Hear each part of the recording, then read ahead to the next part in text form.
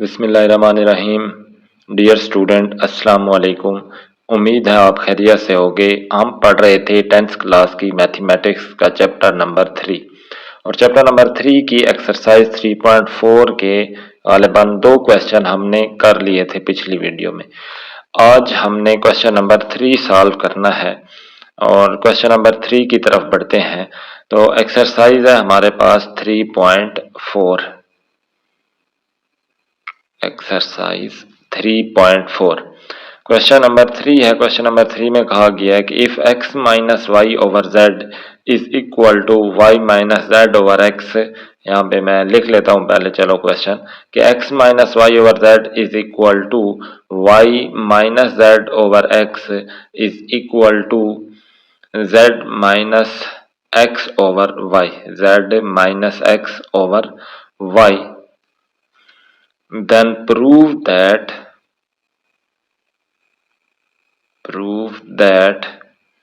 x is equal to y is equal to z। ये हमारे पास question number 3 है और क्वेश्चन नंबर 3 में आपके पास तीन रेशियोज जो हैं वो आपस में इक्वल हैं। तो हमने प्रूव करना है कि इसमें जो वेरिएबल टर्में यूज हो रही हैं x, y और z, तो वो भी आपस में बराबर होनी चाहिए। तो हमने इस एक्सरसाइज में के मेथड पढ़ा हुआ है, तो अकॉर्डिंग टू के मेथड के मेथड हमारे पास ये कहता है कि अगर ये सारी की सारी रेशियो आपस में बराबर हैं तो वो जो क्वांटिटी होती है हमने उसको के कंसीडर किया हुआ है। तो इट मींस मेरे पास x minus y over z जो है ये भी इक्वल टू के है। दूसरी क्वांटिटी है y minus z over x is equal to, इसको भी के की इक्वल ले लेते हैं। और थर्ड क्वांटिटी है z minus x over y is equal to के।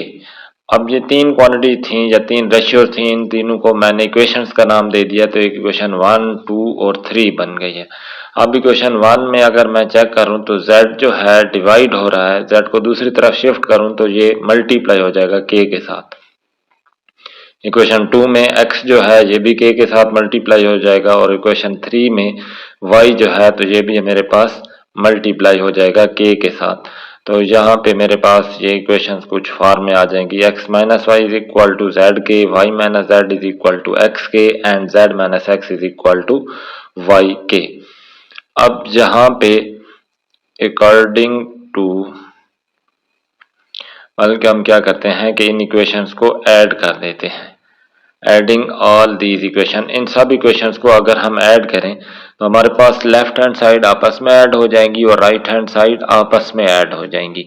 तो यहाँ पे हम क्या करते हैं कि लेफ्ट साइड के ऊपर जो है x minus y plus y minus z plus z minus x, इन सारी क्वांटिटीज को आपस में ऐड कर देते हैं और राइट साइड के ऊपर आपके पास x के प्लस वाई के प्लस जेड के आ जाएगा।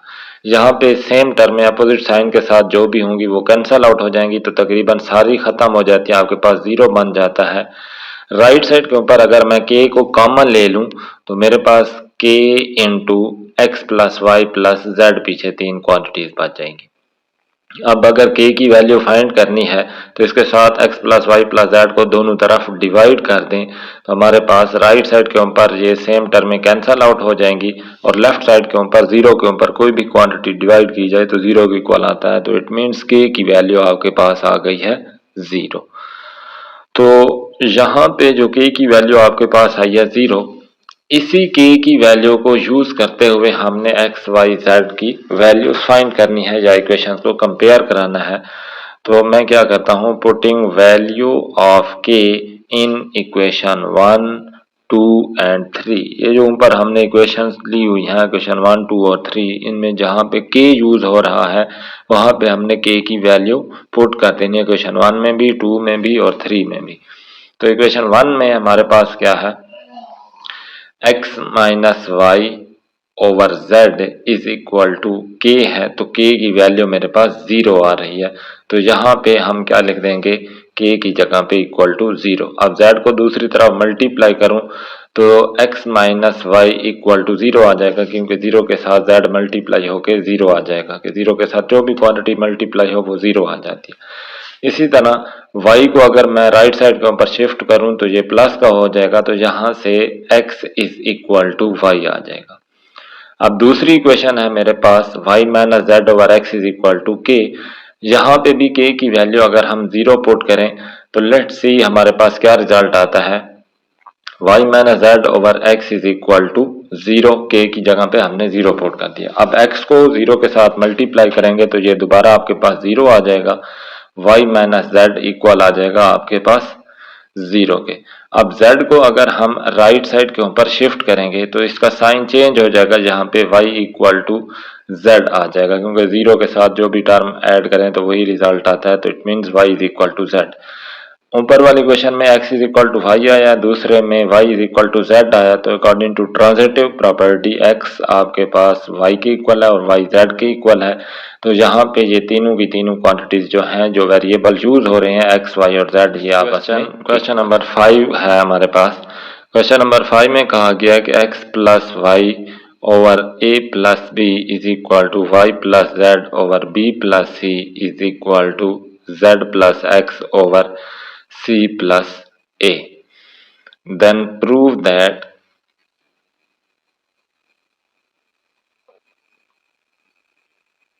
each is equal to x plus y plus z over a plus b plus c। क्या आपके पास तीन क्वांटिटीज हैं, ये तीनों की तीनों क्वांटिटी एक दूसरे के इक्वल हैं, तो प्रूव करके दें कि ये तीनों क्वांटिटीज जो हैं आपके पास x plus y plus z over a plus b plus c के भी इक्वल हैं। तो यहाँ पे भी हम अकॉर्डिंग टू के मेथड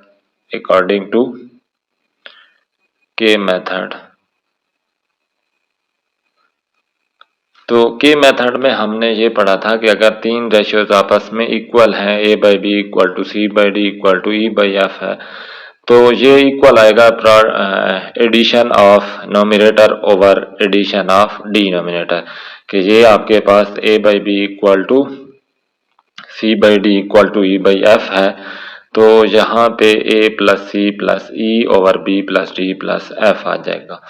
तो मैं यहाँ पे जो ऊपर आपके पास गिवन इक्वेशंस थी, उन सारी इक्वेशंस को अगर हम आपस में ऐड कर दें कि x प्लस वाई और ओवर a प्लस बी वाली जो टर्म है, इसको हम जितनी भी आपके पास इक्वेशंस गिवन है उनको ऐड कर दें, जिस तरह a by b equal to c by d equal to e by f को हमने ऐड किया है।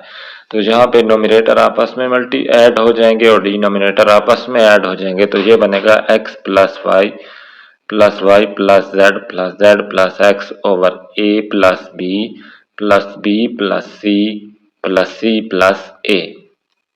अब जहाँ पे अगर हम चेक करें तो सेम टर्म में है, x वाली टर्म में भी 2 दफ़ा है, y भी 2 दफ़ा है और z भी 2 दफ़ा है, तो x और x आपस में ऐड होके आपके पास बन जाएगा 2x। इसी तरह y प्लस वाई ये हो जाएगा 2y, z प्लस z ये हो जाएगा 2z over a plus a, दो टर्म डिनोमिनेटर में एक ही है, तो ये 2a बनेगा प्लस 2b प्लस 2c।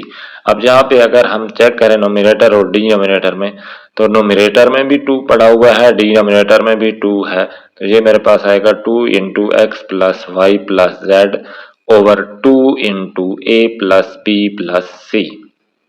यहाँ पे 2 के साथ कैंसल आउट हो जाएगा और आपके पास इक्वल आ जाएगा x plus y plus z over a plus b plus c, और दैट इज इक्वल टू आपके पास ऊपर वाली जितनी भी इक्वेशन थी अकॉर्डिंग टू के मेथड के हिसाब से, अगर ये आपके पास इक्वल आ जाएगा x plus y over a plus b is equal to x plus y over a plus b is equal to y plus z over b plus c is equal to z plus x over c plus a, कि जहाँ पे आपके पास के method के through आपके पास ये result equal आ गई हैं, सारी की सारी जितनी भी तीन क्वांटिटीज हैं वो सारी आपके पास x plus y plus z over a plus b plus c के इक्वल आ गई हैं। किस तरह इक्वल आई थी? के मेथड को हमने यूज किया था।